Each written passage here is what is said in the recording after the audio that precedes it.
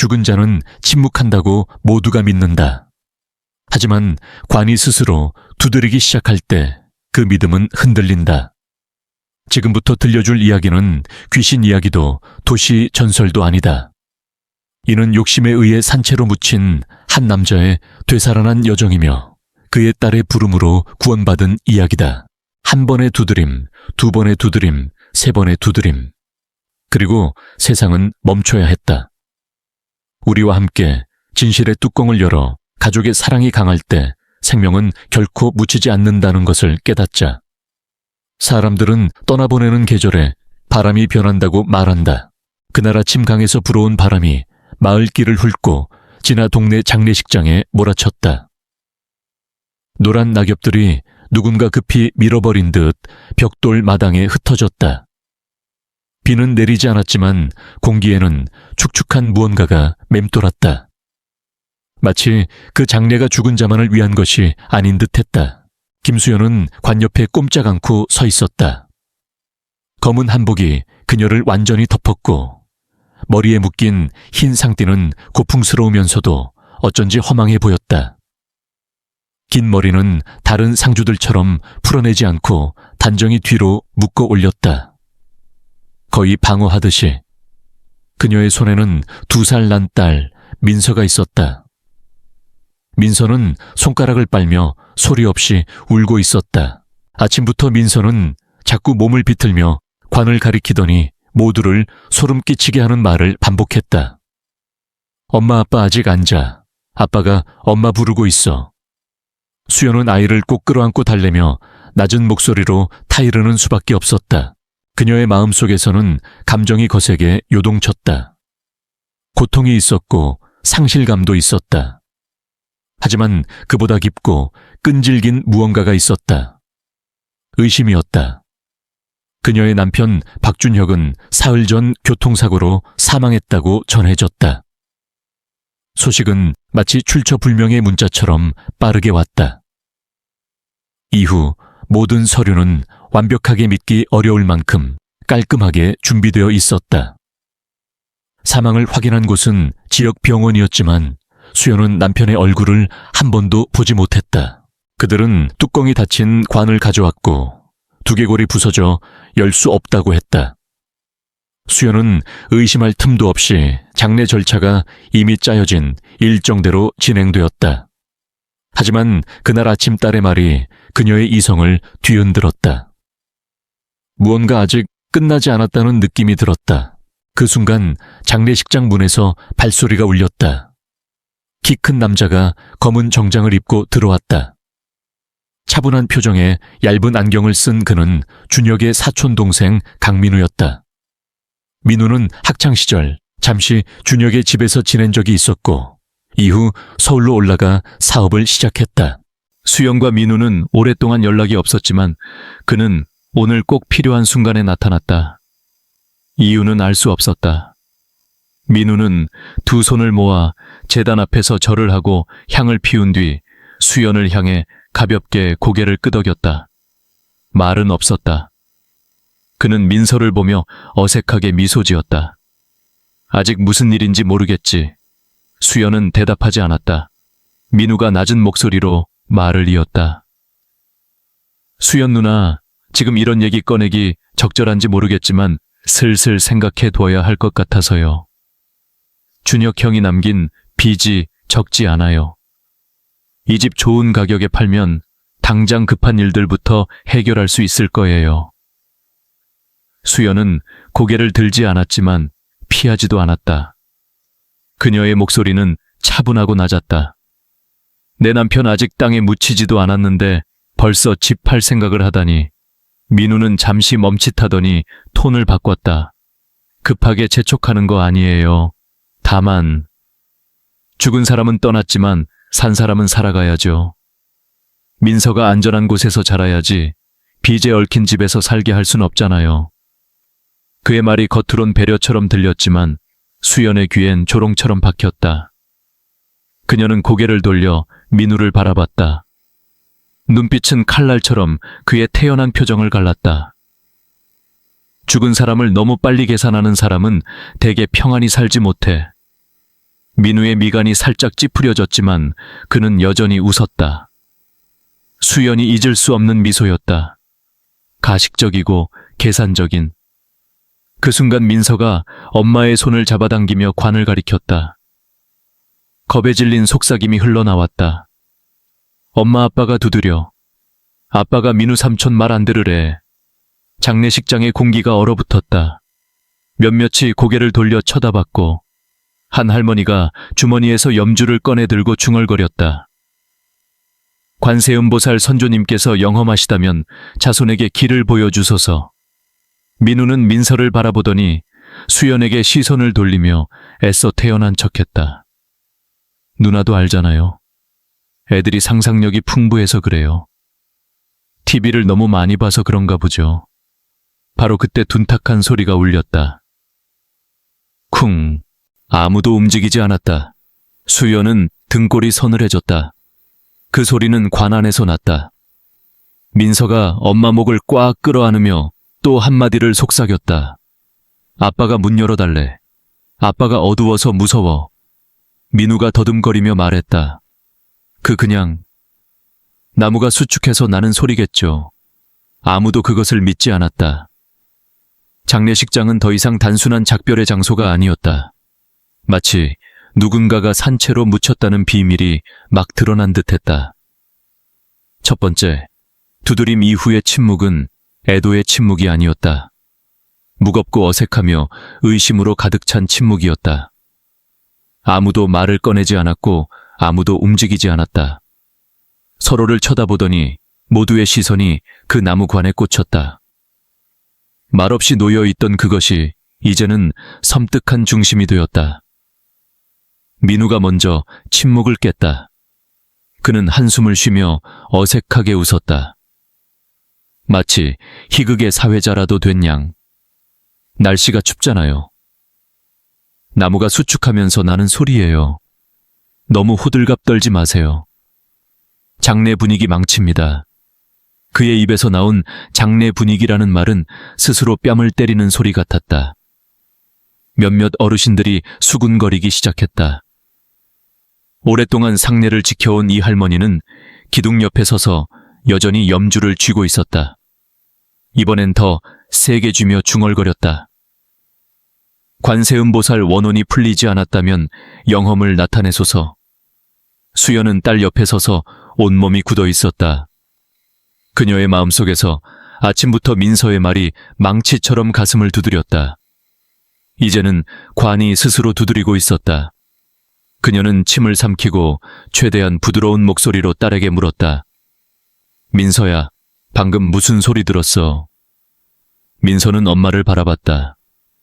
눈물이 글썽이는 눈망울. 아이는 두렵지 않았다. 아파 보였다.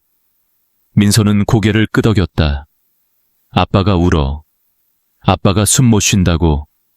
수연의 눈가가 뜨거워졌다. 민우는 세 걸음 떨어져서 조심스레 말했다. 수연 누나가 지쳤다는 거 알아요.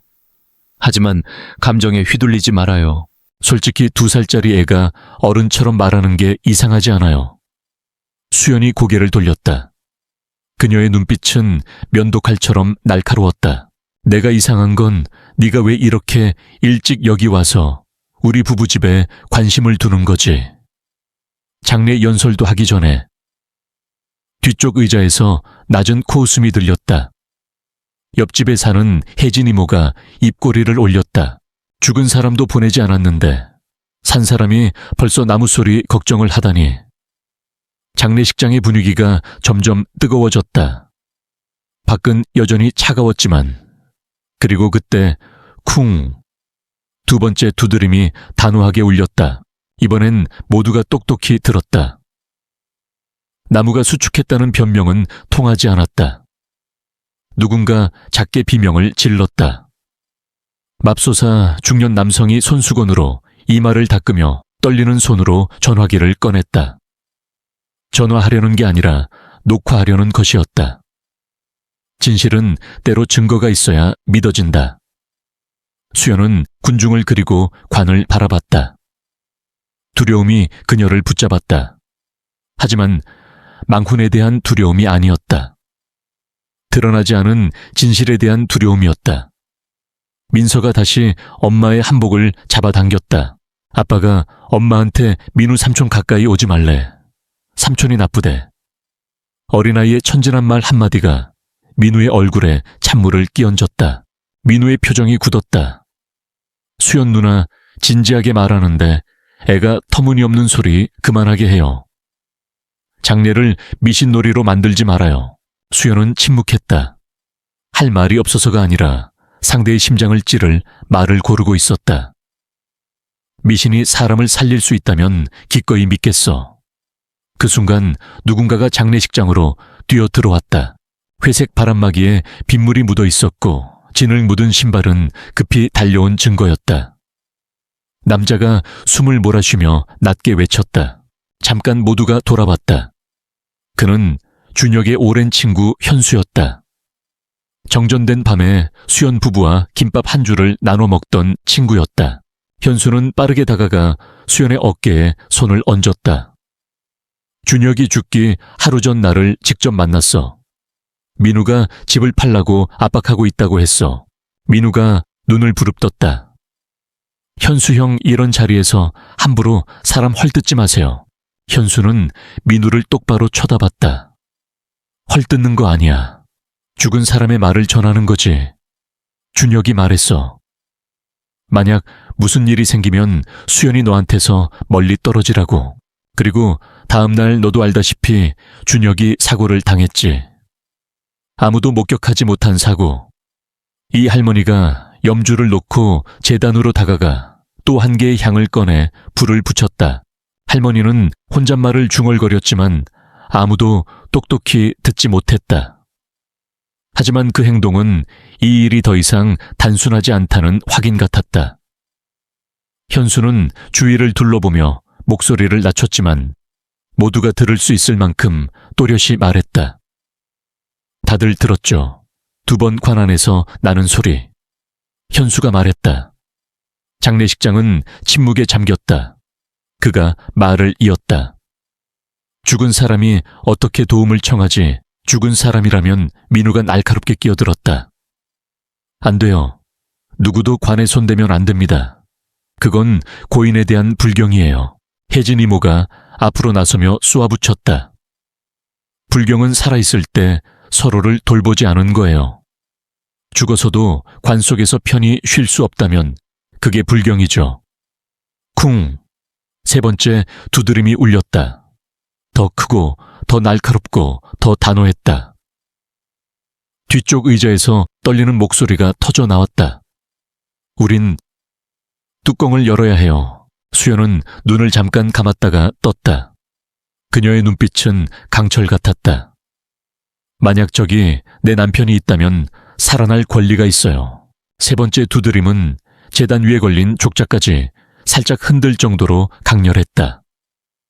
향로에서 재가 떨어져 바닥에 흩어졌고 얇은 연기 속에서 꺼졌다.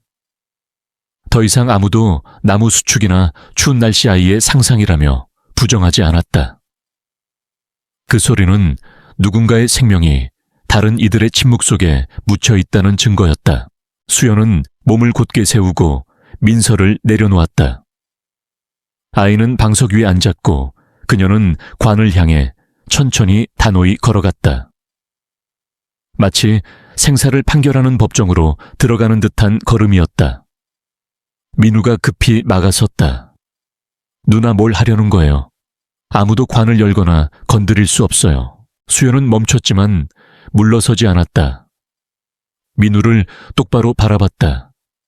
그녀의 눈은 더 이상 차갑지 않았다. 불꽃처럼 타올랐다. 뭘 무서워하는 거지? 관 속에 시체가 없는 게 두려운 거야. 민우는 주먹을 꽉 쥐며 목소리를 높였다. 누나가 고인을 모욕하고 있어요. 현수가 뒤에서 단호히 말했다. 네가 두려워하는 건 산 사람이 진실을 밝히는 거지.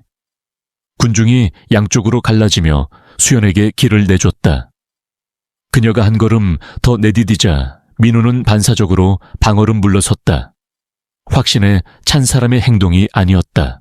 이 할머니가 염주를 내려놓고 장례식장 중앙으로 나왔다. 낡은 손수건을 꺼내 관 뚜껑을 조심스레 닦았다. 마치 영혼을 깨우는 의식을 치르듯. 30년 동안 장례를 지냈지만 시체가 3번 두드리는 건 처음 봐요. 수연은 관 앞에 섰다. 눈빛은 흔들렸지만 떨리지 않았다. 옆에서 민서는 방석에 단정히 앉아 제단의 어두운 구석을 응시했다. 갑자기 아이가 입을 뗐다. 엄마도 누구도 묻지 않았는데 마치 보이지 않는 누군가와 대화하듯 아빠 울지 마. 엄마가 여기 있어. 그 순간 시간이 멈춘 듯 했다. 그리고 문 쪽에서 중년 남성이 갈색 한복을 입고 허리를 굽히며 들어왔다. 손에는 향과 제사에 쓸 물병을 들고 있었다. 몇몇은 그를 알아봤다. 마을에서 10년 넘게 장례의식을 주관한 김 선생이었다. 아무도 부르지 않았지만 그는 마치 필연처럼 나타났다. 그는 고개를 숙여 절한 뒤 향을 제단에 올리고 수연 곁으로 다가갔다. 수연 씨, 아직 망설여진다면 제가 뚜껑을 여는 의식을 치를게요. 진실이 아니라면 제가 선주 앞에 책임지겠습니다. 민우가 눈을 부릅떴다. 안 돼요. 누구도 열어선 안 돼요. 그건 큰 불경이에요. 김 선생이 고개를 살짝 기울였다. 민우 씨, 진짜 죽은 사람은 방해받는 걸 두려워하지 않아요. 잘못한 산 사람만 소리치죠. 현수가 제단 옆으로 다가가 두 손을 테이블에 짚었다. 수연 씨 결정은 당신 몫이에요. 하지만 직설적으로 말하죠. 오늘 뚜껑을 열지 않으면 만약 저 안에 정말 살아있는 사람이 있다면 당신 남은 인생은 평안하지 않을 겁니다. 장례식장은 돌처럼 무거워졌다. 모든 시선이 검은 한복을 입은 여인에게 쏠렸다. 그녀는 증인 없는 사고로 남편을 잃었고 급하게 서명된 사망진단서와 너무나 서둘러 재산을 정리하려는 장례 속에 서 있었다. 수연은 관을 내려다보았다. 손을 나무 뚜껑 위에 올렸다. 눈을 감았다. 입이 소리 없이 중얼거렸다. 다시 눈을 떴다. 눈빛은 단호했다. 선생님 도와주세요. 뚜껑을 열어요. 민우가 소리쳤다. 아무도 손대면 안 돼요. 그는 수연의 손을 치우려 달려들었다. 하지만 현수가 앞을 막았다. 날카로운 목소리가 종이를 베듯 울렸다. 뭐 하는 거지? 장례 중에 사람을 공격해. 민우는 손을 거두었다. 하지만 그 손은 떨리고 있었다.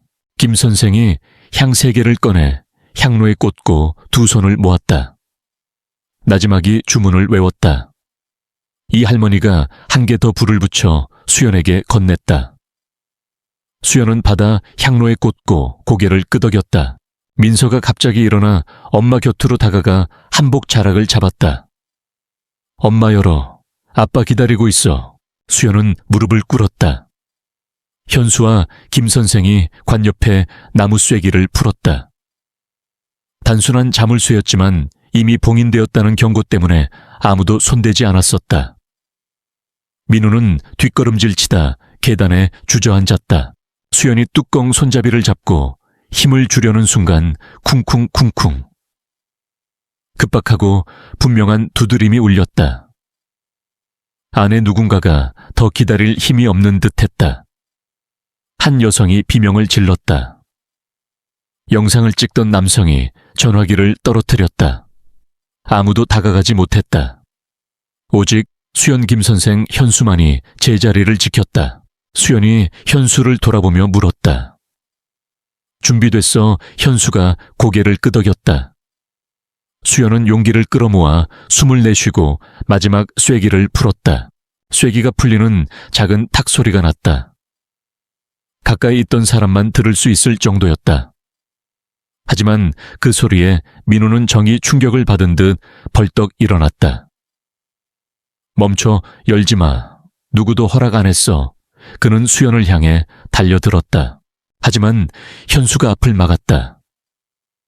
말없이 한 손을 들어 민우의 가슴을 가볍게 밀었다. 충분히 멈추게 할 힘이었지만 그의 눈빛은 모든 걸 말했다. 뭐 하려는 거지? 스스로 털어놓고 싶나 민우는 멈칫했다. 장례식에서 처음으로 그는 패배한 기색을 드러냈다. 변명도 어설픈 핑계도 없었다. 입에 흐르는 땀과 급한 숨소리만이 겁쟁이의 냄새를 풍겼다. 김 선생이 관 뚜껑에 손을 얹고 나지막이 기도를 올렸다. 선조님 잘못이 있다면 증명해 주소서. 그는 수연에게 다시 묻지 않았다. 그녀의 방금 전 고개 끄덕임은 되돌릴 수 없는 선택이었다. 민서는 엄마 뒤에 서서 한복 자락을 꽉 쥐었다. 속삭였다. 아빠 이제 나올 거지 엄마. 수연은 돌아보지 않았지만 아이의 손을 부드럽게 쥐며 묵묵히 약속했다. 이 할머니는 제단 옆에 서서 두 손을 모으고 눈을 감았다. 백발의 눈썹이 떨리며 기도하는 듯했다. 공기는 숨막힐 듯 무거웠다. 작은 움직임조차 모두를 숨죽이게 했다. 현수와 김 선생이 관뚜껑에 손을 얹었다. 수연의 눈이 커졌다. 손은 살짝 떨렸지만 물러서지 않았다. 단호한 동작으로 그들은 뚜껑을 들어 올렸다. 뚜껑이 열렸다. 아무도 말을 꺼내지 않았다. 장례식장은 순식간에 죽은 듯 고요해졌다. 준혁 수연의 남편이 그 안에 누워 있었다. 눈은 감겨 있고 얼굴은 창백했다. 입술은 갈라졌지만 가슴은 미약하게 오르내렸다. 뒤에서 한 여성이 울음을 터뜨렸다. 영상을 찍던 남성이 전화기를 두 번째로 떨어뜨렸다. 살아있어. 수연은 비명을 지르지 않았다. 울지도 않았다. 그녀는 관내 무릎을 꿇고 남편의 뺨에 떨리는 손을 댔다. 목소리가 갈라졌다. 말 없는 절규 같았다. 준혁 내 말 들려. 준혁아. 준혁은 대답하지 않았다. 하지만 눈꺼풀이 미세하게 떨렸다. 숨은 너무 약해서 자세히 보지 않으면 알아챌 수 없을 정도였다. 민서가 크게 울음을 터뜨렸다. 민서는 벽돌 바닥에 주저앉아 작은 손을 뻗었다. 아빠, 나 여기 있어. 아이는 울먹이며 말했다. 내가 말했잖아. 엄마 아빠 안 갔다고. 현수가 민우를 돌아보며 손을 뻗었다. 설명해. 지금 당장. 민우는 말을 더듬으며 절벽으로 몰린 듯 뒷걸음쳤다.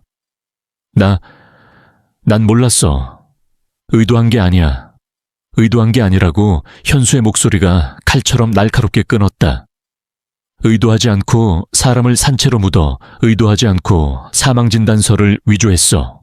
모두의 시선이 민우에게 쏠렸다.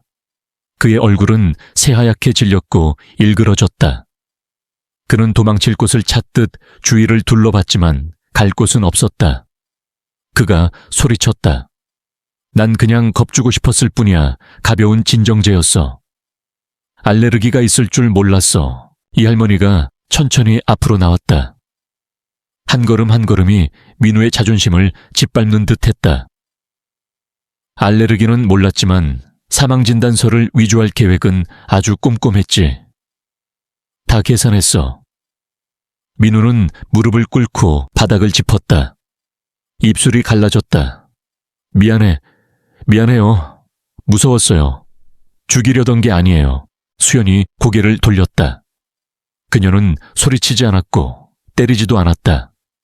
하지만 숨막히는 방 안에서 나온 그녀의 말은 100대의 매보다 날카로웠다. 죽이려던 게 아니라고 하지만 당신은 다른 사람의 생명을 숨기려 했어. 도덕을 입에 담고 가짜 서류에 서명하며 내 남편을 묻었지. 당신 양심은 누구한테 팔았어. 얼마에 아무도 말을 보태지 않았다. 그 말 하나로 충분했다. 현수는 전화기를 꺼내 빠르게 번호를 눌렀다. 그의 목소리는 강철처럼 차가웠다. 마을 장례식장에 구급차 보내주세요. 관 속에서 살아있는 사람이 발견됐습니다. 그는 잠시 멈췄다. 민우를 바라봤다. 그는 두 명의 건장한 마을, 남자들에게 붙잡혀 있었다. 그리고 경찰도요. 산 사람을 묻은 범죄자가 설명해야 할 게 있습니다. 멀리서 구급차 사이렌 소리가 들려오기 시작했다. 수연은 준혁의 얼굴을 끌어안았다. 웃으면서 울면서 잃어버린 시간을 이 순간에 쏟아붓듯 그의 이름을 불렀다. 민서는 아빠 옆에 무릎을 꿇고 차가운 손가락을 잡았다. 속삭였다. 아빠 내가 불렀는데 문 안 열었어. 이제 나왔지. 응.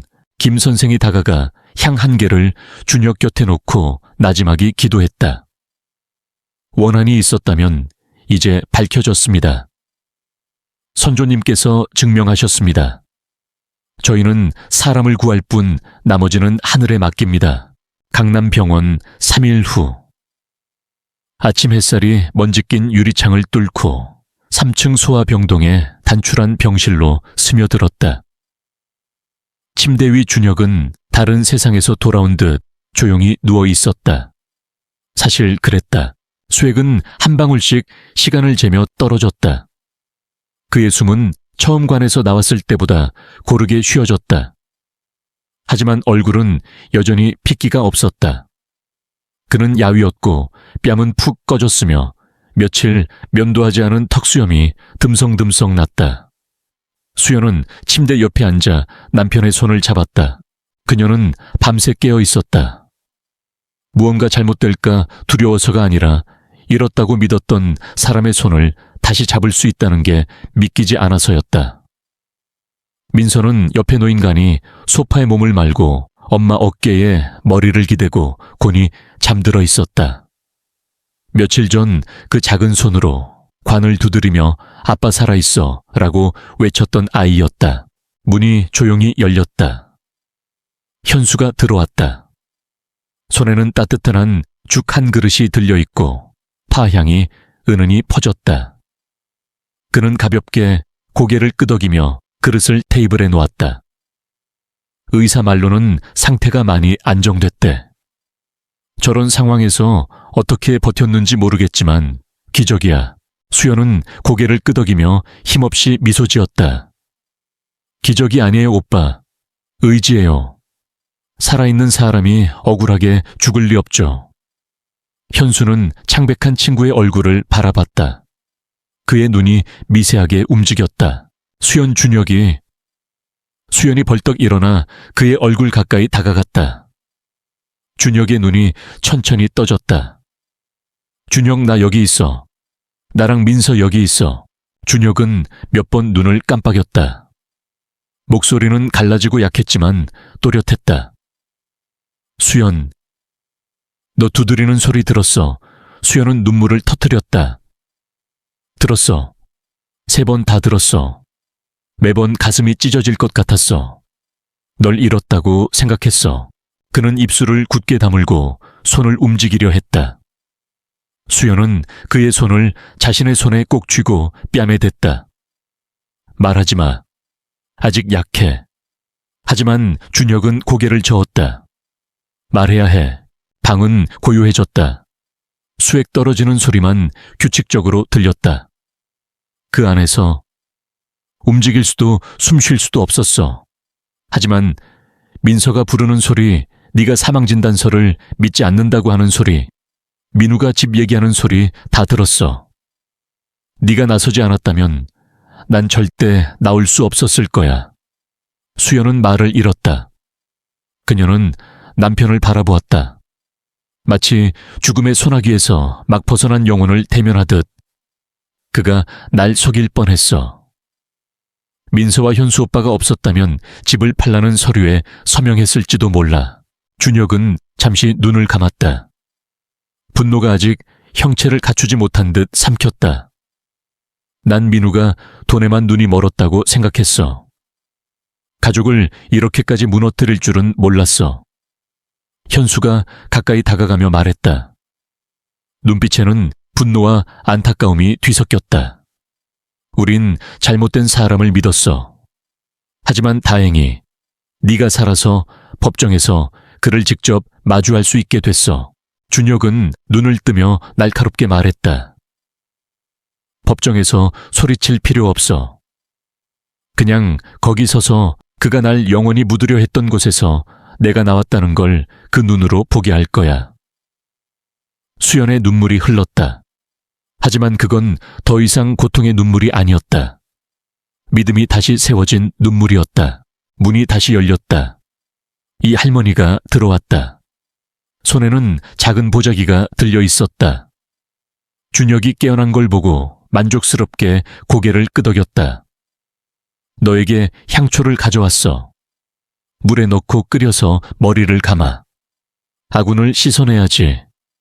저승에서 돌아온 사람은 억울함을 깨끗이 씻어야 해. 세 사람은 고개를 숙여 감사 인사를 전했다. 이 할머니는 보자기를 테이블에 놓고 낡은 염주를 꺼내 민서에게 건넸다. 이거 간직해. 나중에 커서 알게 될 거야. 네 순수한 마음이 아빠를 살렸어. 도덕 따윈 배울 필요도 없었지. 민서는 염주를 보물처럼 쥐고 바라보았다. 강남경찰서 회의실. 밝은 조명 아래 벽에 붙은 의자들이 줄지어 있었다.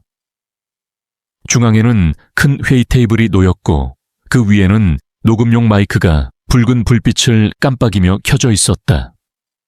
수사팀은 고개를 숙인 남자 앞에 앉았다. 민우는 깨끗한 줄무늬 옷을 입었지만 불안한 눈빛은 숨길 수 없었다. 양 상위 경찰관이 진술서를 밀며 말했다. 목소리는 크지 않았지만 단어 하나하나가 돌을 두드리는 망치 같았다. 마지막으로 준혁 씨를 만난 사람이 당신이라고 확인해 주세요. 맞죠? 민우는 침을 삼키며 손을 꽉 쥐었다. 목소리가 갈라졌다. 난 그냥 겁주려고 했어요. 집을 팔라고 압박하려고. 약이 그렇게 작용할 줄 몰랐어요. 무슨 양양 경찰관이 몸을 기울이며 칼날 같은 눈빛으로 물었다. 외국산 수면제였어요. 인터넷에서 찾은 거예요. 그냥 몇 시간 기절시키려 했을 뿐이에요. 양 경찰관의 목소리가 낮아지며 실망감이 묻어났다. 의학적 근거도 지침도 없이 약을 썼다고 당신이 무슨 말을 했는지 아는 거지. 민우는 고개를 끄덕이다가 급히 부정했다. 사람을 죽이려 한 게 아니에요. 준혁 형이 알레르기가 있는 줄 몰랐어요. 하지만 사망진단서를 위조할 줄은 알았지. 검시도 없이 사망 확인 서류를 만들 사람을 구했어. 그리고 아무도 관 뚜껑을 열지 못하도록 치밀한 장례를 준비했지. 민우는 반박하지 못했다. 모든 증거가 그를 향했다. 다른 경찰관이 들어와 서류를 건넸다. 양상희가 서류를 넘기며 미간을 찌푸렸다. 사망진단서는 병원 소속이 아닌 의사가 서명했더군. 그 의사는 당신이 부탁했다고 했어. 얼마를 줬지? 민우는 입술을 깨물었다. 눈이 멍하니 커졌다. 5천만 원. 사람을 산채로 묻는데 터무니없이 싼 가격이었다. 조사실 밖에서 수연이 기다리고 있었다. 현수는 옆에 서서 준혁의 병원 기록을 들고 고개를 저었다. 오랫동안 친구로 지냈는데 민우가 이렇게까지 타락할 줄 몰랐어. 수연은 말이 없었다. 그녀는 충분히 울고 충분히 아파했다. 이제 그녀는 정의가 진실을 들을 만큼 냉철한지 알고 싶을 뿐이었다. 48시간 후 재판 날짜가 공표되었다. 서류는 위조 독극물 사용 생명박탈 시도라는 3가지 혐의로 정리되었다. 3주 후 강남지방법원. 법정은 사람들로 가득 찼다. 마을 주민들이 나무 의자에 빼곡히 앉았다. 소셜미디어에서는 이 사건을 두드리는 관이라 불렀다. 신문은 붉은 제목으로 산채로 묻힌 음모인가 사고인가를 뽑았다. 민우가 끌려 들어왔다. 얼굴은 초췌하고 턱수염은 깎지 않았으며 회색 수감복은 그의 비참한 몰골을 감추지 못했다. 그는 고개를 숙여 사람들의 시선을 피했다. 특히 원고석에서 수연 옆 휠체어에 앉은 준혁의 눈빛을 마주하지 못했다. 변호를 요청받자 민우는 한마디만 했다. 내가 잘못했어요. 하지만 그때는 그 집을 잃으면 다 잃는다고 생각했어요. 재판관이 물었다. 피해자가 당신을 도와주고 어려울 때 머물게 해준 황준혁 씨가 모든 걸 잃을 거라 생각했나요? 민우는 침묵했다. 준혁이 발언을 요청했다. 몸은 약했지만 눈빛은 날카로웠다. 저는 법정이 그를 죄인처럼 단죄하길 바라지 않습니다. 다만 그에게 상기시키고 싶습니다.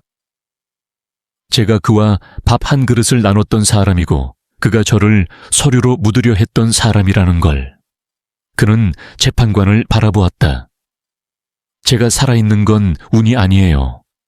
제 딸이 아빠가 죽지 않았다고 믿었고 제 아내가 명령을 거슬렀으며 사람들의 마음이 완전히 눈멀지 않았기 때문입니다. 법정은 고요해졌다. 재판관이 망치를 두드리며 판결을 내렸다. 민우에게 징역 25년을 선고합니다. 무서운 건 칼을 든 자가 아니라 침묵과 서류, 그리고 말로 사람을 죽이려는 자입니다. 한 달 후 구급차 사이렌도 깜빡이는 불빛도 낯선 이들의 호기심, 어린 시선도 사라졌다. 준혁의 가족은 옛집으로 돌아왔다. 한때 강제로 팔릴 뻔했고 준혁을 진짜 무덤으로 만들 뻔했던 그 집이었다. 오후 햇살이 나무 그늘을 길게 들이우며 벽돌 마당을 비췄다. 멀리 연못에서 불어오는 바람이 과거에 잠든 계절을 달래는 듯 스쳤다. 준혁은 빛바랜 나무 문틀에 손을 짚고 현관에 섰다. 눈빛은 호수처럼 고요했다. 손등의 흉터는 아직 아물지 않았지만 잃었다고 생각했던 것을 다시 쥘 힘이 손에 돌아왔다. 뒤에서 민서의 발소리가 쿵쾅 울렸다. 지난 장래의 공포를 전혀 느끼지 않는 맑은 소리였다. 아빠 이거 봐. 내가 아빠 위에 그린 거야. 민서가 A4 종이를 내밀었다. 색연필로 그린 그림에는 짧은 머리의 남자, 치마를 입은 여자양 갈래, 머리의 소녀가 웃고 있었다. 밑에는 서툰 글씨로 적혀 있었다. 아빠가 집에 왔어요. 준혁은 무릎을 꿇고 민서를 끌어안으며 속삭였다. 그래, 아빠 왔어. 이제 어디 안 가. 집 안에서 수연은 재단을 정리하고 있었다. 신선한 백합을 올리고 김이 나는 찬물을 따랐다. 나지막이 기도했다. 선조님께서 증명하셨습니다. 저희 가족은 큰 시련을 넘겼습니다. 살아있는 자는 남고 잘못한 자는 벌을 받았습니다. 이 집이 평안하고 굳건하며 깨끗한 마음으로 살게 해주소서. 현수가 백합다발을 들고 들어왔다. 말없이 재단에 꽃을 놓고 웃었다. 친구가 시장 가는 걸 다시 볼 날이 올 줄 몰랐어. 준혁이 웃었다. 목소리는 아직 완전히 회복되지 않았지만 웃음에는 죽음에서 돌아온 자의 무게가 실렸다. 나도 2살 딸 덕에 다시 살아날 줄 몰랐지. 현수는 계단에 앉아 마당을 내다보았다. 인생은 참 신기해. 막다른 골목에 몰아넣었다가 더 갈 길이 없다고 생각할 때 문을 열어주지. 수연이 찻잔 3개를 들고 나와 준혁 옆에 앉았다. 말없이 차를 따르고 각자에게 한 잔씩 건넸다. 따뜻하고 은은한 향의 차는 지난 몇 주간 그녀가 마음 내어 끓일 여유가 없었던 단순한 것이었다. 한 번 죽을 뻔하면 다시 사는 법을 알게 돼. 수연이 나직이 말했다. 준혁이 물었다. 넌 어때? 그녀가 대답했다. 난 반대야. 너를 잃을 뻔하고 나서야 내가 진짜로 살아본 적 없다는 걸 깨달았어. 준혁이 그녀를 바라보았다. 병원에서처럼 눈물은 없었지만 눈빛은 눈물보다 더 깊었다. 이제부터 진짜 살아. 거리낄 거 없어. 난 말에 참지 않아. 우리 집 너 민서를 위해 살아. 수연이 고개를 끄덕였다. 현수가 목소리를 높였다. 내가 증인이야. 누가 먼저 물러서면 지는 거야. 또 누가 참다가 묻힐 뻔하면 내가 관을 부술 거야. 셋이 함께 웃었다. 이번엔 진짜 웃음이었다. 쓰라림도 비꼼도 없었다. 현관 풍경이 맑게 울렸다. 바람이 집 안으로 스며들며 백합과 뜨거운 차 향을 뒤섞었다. 재단의 향과 어우러져 고요한 오후를 만들었다. 폭풍 같은 음악의 끝에 따뜻한 음으로 마무리된 듯한 순간이었다. 민서가 마당으로 뛰어나가며 소리쳤다. 아빠 엄마 같이 놀자. 수연이 남편의 손을 잡고 일어섰다. 그들은 마당으로 나갔다. 태양이 낡은 벽돌 계단에 닿으며 그들이 본 가장 따뜻한 빛을 남겼다. 내일을 다시 볼 기회가 없으리라 생각했던 이들의 빛이었다. 밤이 평소보다 빨리 찾아왔다. 가벼운 비가 지나가고 서늘한 공기가 문틈으로 스며들었다. 집 안은 부드러운 노란 불빛이 오래된 나무 식탁 위를 비췄다. 수연이 뜨거운 물을 찻주전제에 따랐고 준혁은 조용히 앉아 있었다. 두 손은 무릎 위에 놓여 있었고 그의 마음은 다시는 떠올리고 싶지 않은 곳으로 돌아가는 듯 했다. 현수는 맞은편에 앉아 말이 없었다. 수연이 찻잔을 내려놓자 가볍게 고개만 끄덕였다. 민서는 잠들어 있었다. 수연은 민서의 방을 지날 때마다 흘끗 들여다보며 그 작은 아이가 안전한지 확인했다. 그 어린아이가 어른 모두가 놓친 것을 처음 알아챘다. 딸의 외침이 아버지를 살리는 생사의 경고였다. 준혁이 입을 뗐다. 목소리는 작았지만 약하지 않았다. 듣는 이가 집중해야 할 만큼 강렬했다. 그 안엔 아무것도 없었어. 어둠 내 숨소리, 그리고 점점 커지는 두려움뿐. 손발이 있는 것처럼. 현수는 찻잔을 내려놓고 몸을 곧게 세웠다. 눈빛이 진지했다. 다 기억해. 약 때문에 완전히 의식을 잃은 줄 알았는데. 준혁이 고개를 끄덕였다. 눈은 멀리 어딘가를 향했다. 처음엔 몽롱했어. 내가 어디 있는지도 몰랐지. 춥고 가슴이 무거웠어. 소리치고 싶었지만 소리가 안 나왔어. 그러다 점점 정신이 들면서 내가 관 속에 있다는 걸 알았어. 수연은 그의 손을 꽉 잡았다. 말없이 온몸으로 들었다. 사람들이 주문을 외우는 소리 우는 소리, 발소리 뚜껑을 못질하는 소리가 들렸어. 하나하나가 가슴에 직접 박히는 것 같았어. 현수는 마른 침을 삼키며 고개를 저었다. 수연은 아래 십수를 깨물며 손을 놓지 않았다. 그러다 민우 목소리가 들렸어. 가까이 서서 너한테 집을 빨리 팔라고 하더라. 그 순간 내 머릿속엔 단 하나뿐이었어. 살아야 해. 두드려야 해. 알려야 해. 너를 그에게 넘길 순 없었어. 준혁은 한숨을 내쉬며 눈을 감았다. 속눈썹이 떨리며 기억이 그곳에서 벗어나지 못하는 듯 했다. 손가락 끝으로 두드리기 시작했어. 처음엔 약했지. 하지만 민서가 우는 소리를 듣고 남은 힘을 다 썼어. 사람들이 들었는지 몰랐지만 가만히 있을 순 없었어. 수연이 속삭였다. 너 3번 두드렸지? 선명했어. 준혁이 말했다. 그래 3번. 하지만 두드릴 때마다 점점 더 깊은 어둠으로 빨려 들어가는 기분이었어. 캄캄하고 춥고 외로웠어. 한 번은 그냥 포기할까 안 들으면 죽어도 괜찮다고 생각했어. 그는 수연을 바라보았다.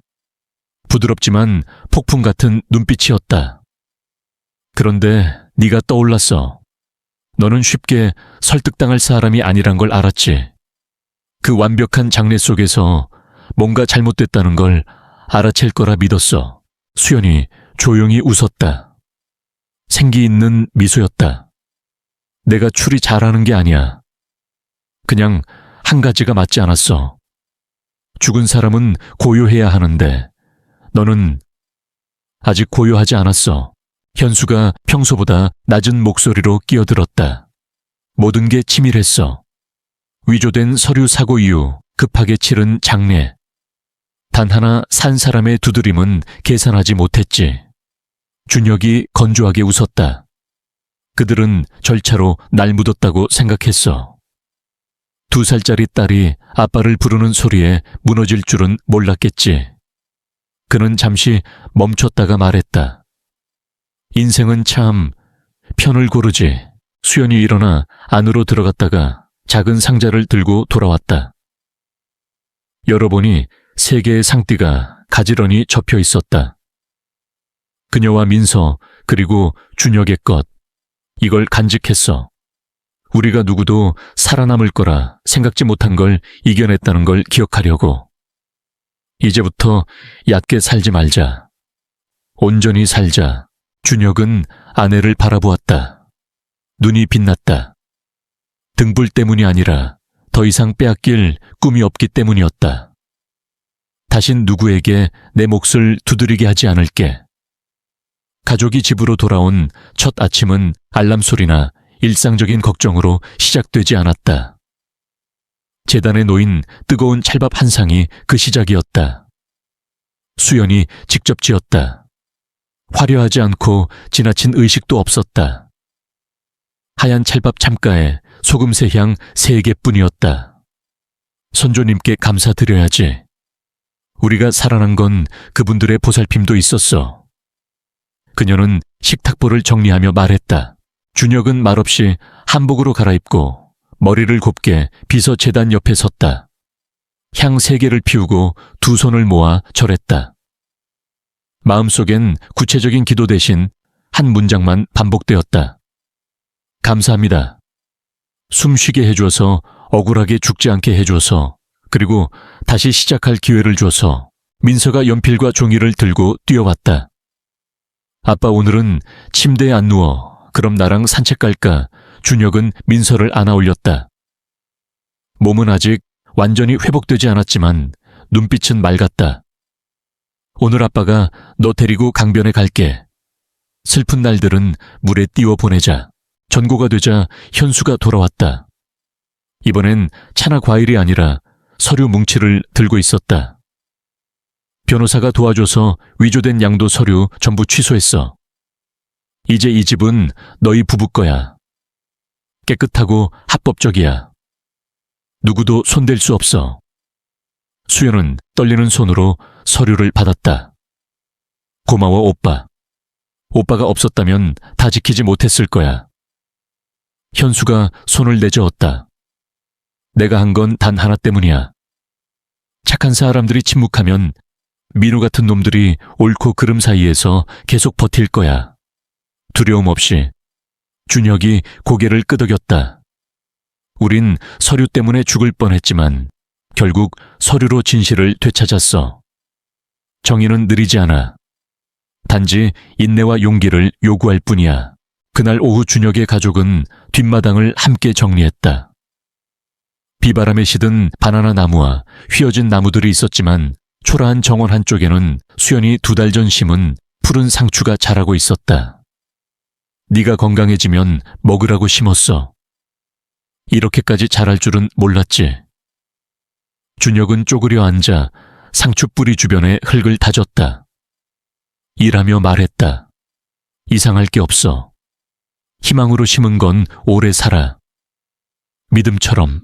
저녁 가족은 현관에서 밥을 먹었다. 소박한 밥상이었다. 상추된장국 계란말이 고등어조림.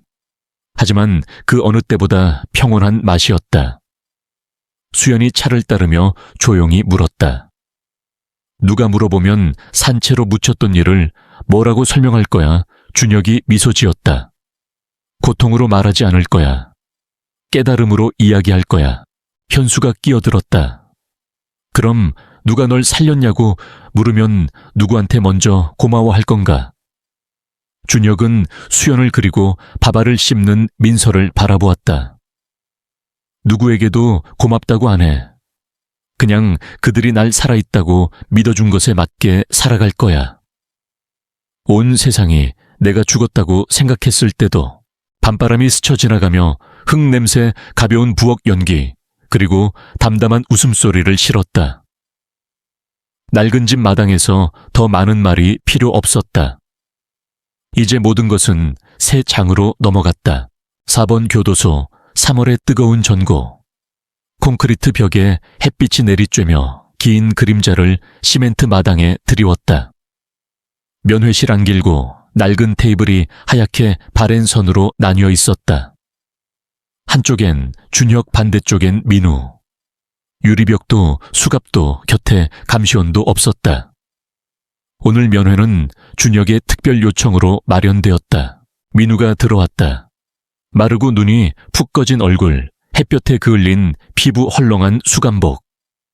하지만 사람을 차갑게 만든 건 옷이 아니라 후회와 체념이 뒤섞인 그의 눈빛이었다. 형이 올 줄 몰랐어요. 민우가 작게 웃으며 말했다. 입꼬리가 일그러졌다. 나도 그럴 줄 알았어. 준혁이 담담히 답했다. 하지만 말하지 않으면 평생 마음에 남을 일이 있어.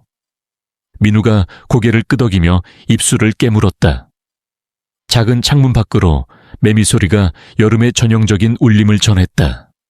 시간을 감는 자들의 소리였다. 어릴 때 기억나 민우가 입을 뗐다. 난 항상 형 뒤에 있었어. 뭐든 형한테 졌지. 우리 집은 형네보다 가난했고 공부도 못했어. 심지어 자전거도 형이 쓰던 거였어. 준혁은 조용히 손을 테이블에 올렸다.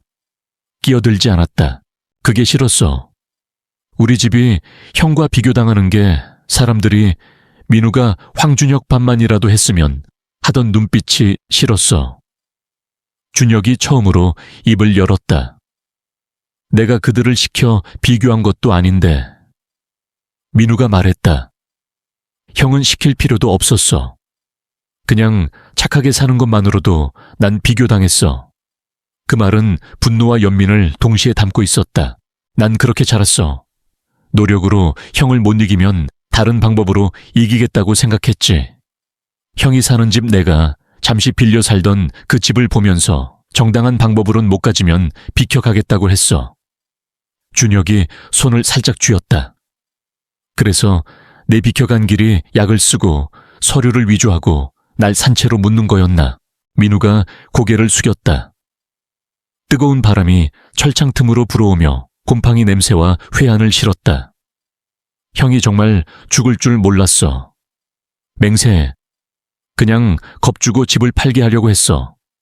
일이 그렇게까지 갈 줄 몰랐어. 준혁이 얇지만 날카로운 미소를 지었다. 그럼 위조된 사망진단서, 검시 없는 사망 확인 뚜껑을 못 열게 한 장례는 다 우연이었나? 민우는 대답하지 못했다. 알아. 준혁이 고개를 기울였다. 가장 끔찍했던 건 관 속에 갇힌 게 아니야. 내가 믿었던 사람에게 배신당한 거였어.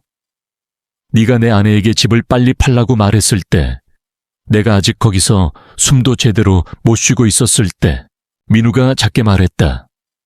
법정에서 감형받았어요. 모든 잘못을 인정했어요.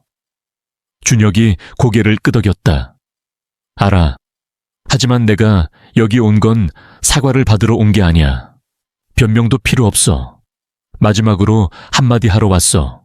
민우가 고개를 들었다. 눈이 붉어졌다. 넌 여기서 25년을 더 살든 착실히 교화돼서 일찍 나오든 할 거야. 하지만 난 평생 한 가지 진실을 안고 살아야 해. 내가 널 가족이라 불렀던 때가 있었다라는 거. 욕도 책상을 치는 소리도 없었다. 그 한마디에 민우는 눈물을 터뜨렸다. 준혁은 일어나 의자를 뒤로 밀었다.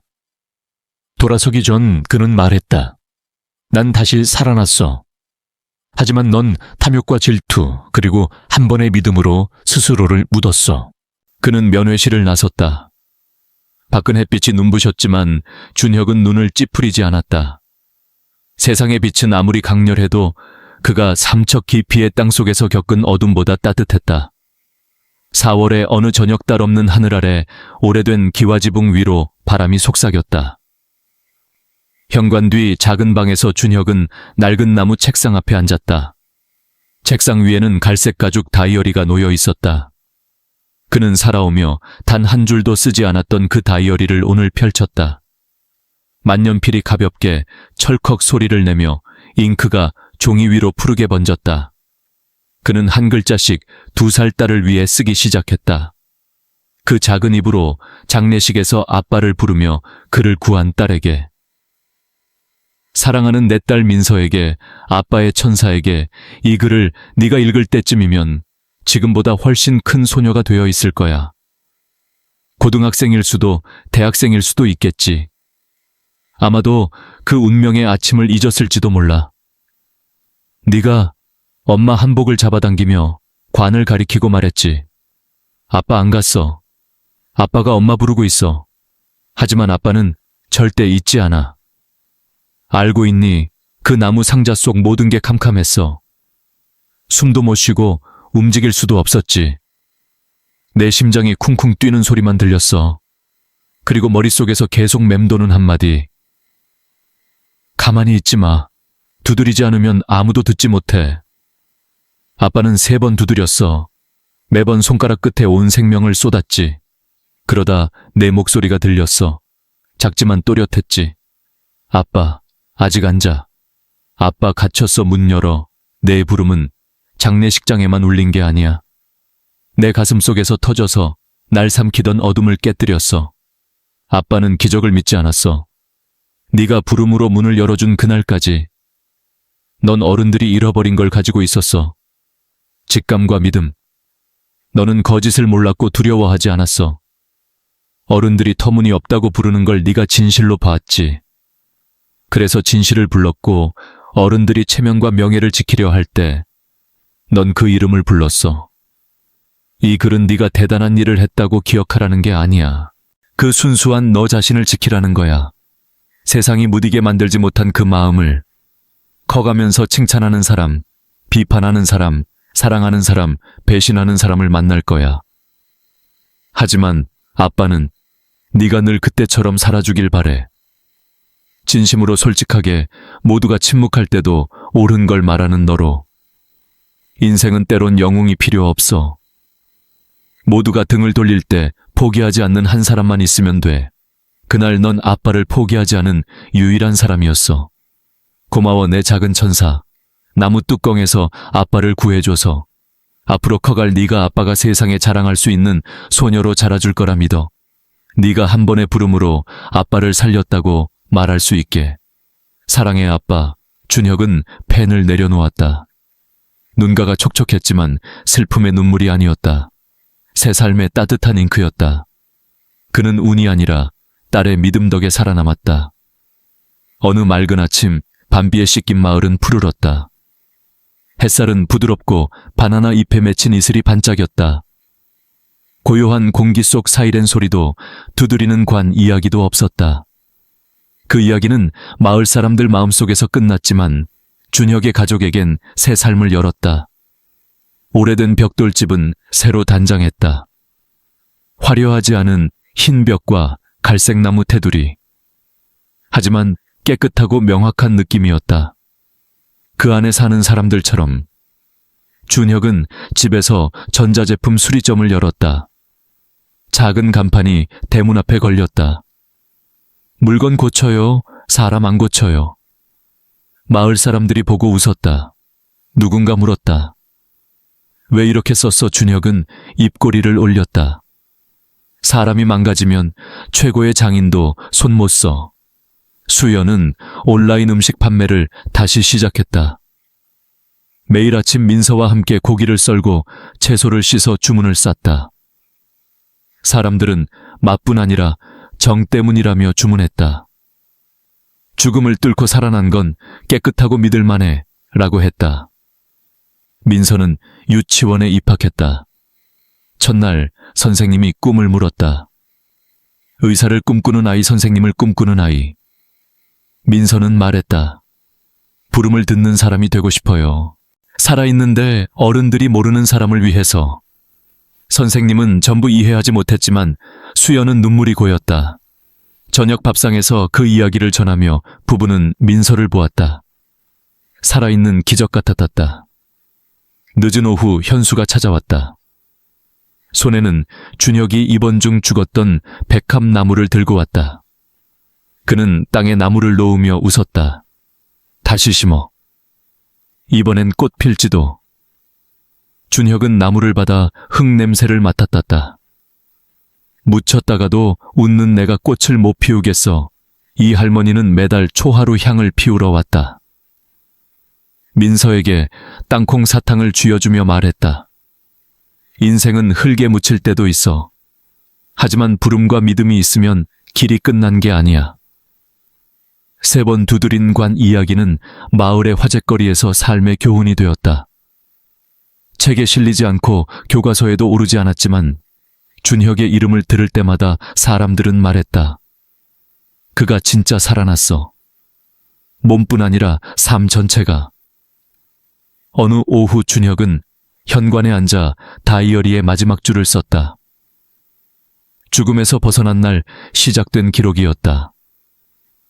묻힐 곳은 선택할 수 없지만 일어서는 방식은 내가 정해. 그는 다이어리를 덮고 서랍에 넣었다. 민서가 뛰어나와 손뼉을 쳤다. 아빠 엄마가 팥죽 끓였어. 빨리 와, 식는다. 준혁이 웃으며 일어섰다. 마당에 백합이 초록싹을 틔웠고 어린 바나나 나무가 자랐다. 석양이 잎사귀 사이로 스며들었다. 그는 집 안으로 들어갔다. 문이 닫히며 어둠은 뒤에 남았다. 앞엔 빛뿐이었다. 친구여, 여기까지 이야기를 따라왔다면 가슴에 가벼운 두드림이 울릴 거야. 살아있다는 건 모든 걸 바꿀 수 있다는 걸 상기시키지. 준혁의 이야기는 관 속에서 살아난 여정일 뿐 아니라 가족의 사랑, 믿음, 그리고 작아 보이는 것들의 깨어남이다. 진실을 말한 어린아이, 굴하지 않은 아내 등을 돌리지 않은 친구. 빛을 보려면 때론 어둠의 바닥을 건드려야 해. 하지만 다행히도 제때 올바른 사람의 부름이 있다면 길은 열린다. 이 이야기를 마음으로 들어줘서 고마워. 의미 있다면 공유하고 채널 구독하고 종소리를 켜서 다음 여정을 함께해. 각 두드림은 삶에 아직 아름다운 것들이 많다는 걸 일깨워. 다시 한번 고마워. 마음 따뜻하게 간직해.